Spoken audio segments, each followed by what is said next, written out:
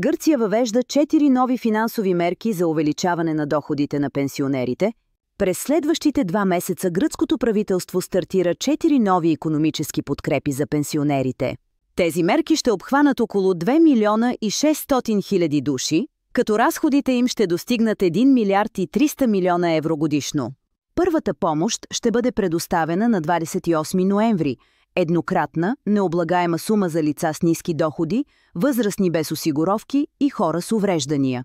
В същия ден започва и нова схема за възстановяване на част от годишната наемна сума на живеещи под наем пенсионери. През декември предстои увеличение на пенсиите по новия годишен механизъм. 670 хиляди души за пръв път ще получат допълнително увеличение.